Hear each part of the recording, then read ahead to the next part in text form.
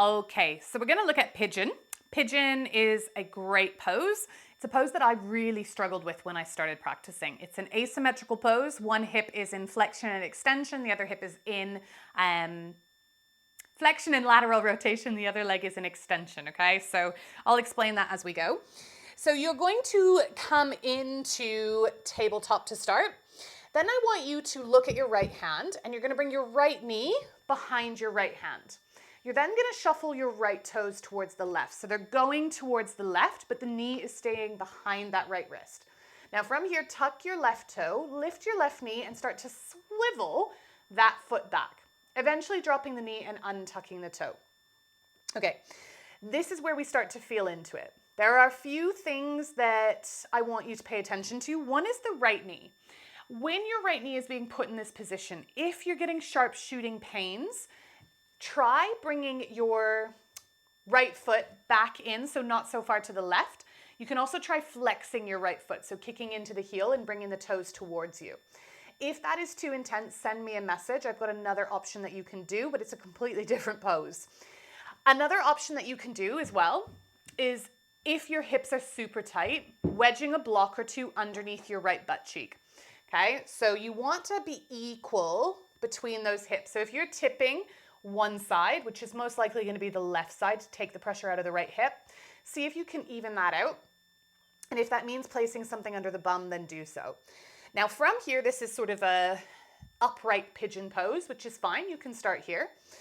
And the other option is to take it down into reclining pigeon. So option one, forearms come down and you bring your head onto that block. Okay, you're going to feel more of a stretch in that front thigh.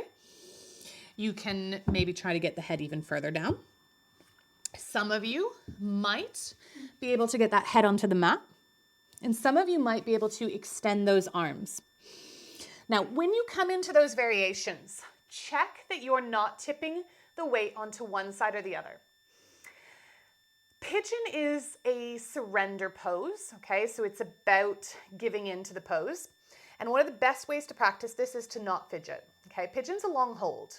And if you've come in too deep too quick, you're going to be fidgeting like crazy. You'll hold for maybe 30 seconds and then you're gonna have to get out.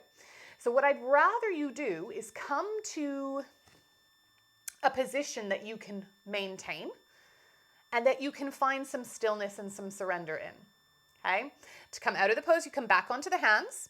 You're going to start to push into those hands and just simply slide that right knee to meet the left. Then you're going to slide that left knee up behind the left wrist, shuffle the toes towards the right, tuck the right toe, wiggle those toes back, drop the knee, untuck the toe.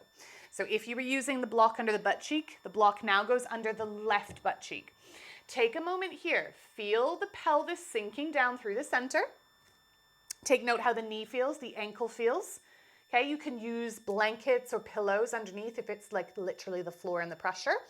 You can flex the foot or you can play around with where that ankle is going. If that is just no comprendo, it's not happening, send me a message and I'll show you a different pose.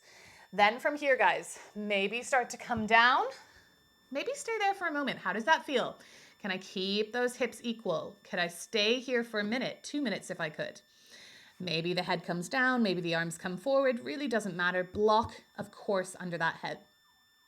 And then to come out of this pose, another option is to simply just tip over onto the butt cheek, and then you can bring yourself up. So that is your pigeon pose. Really, really good one. If you suffer with sciatica, this is the posture for you.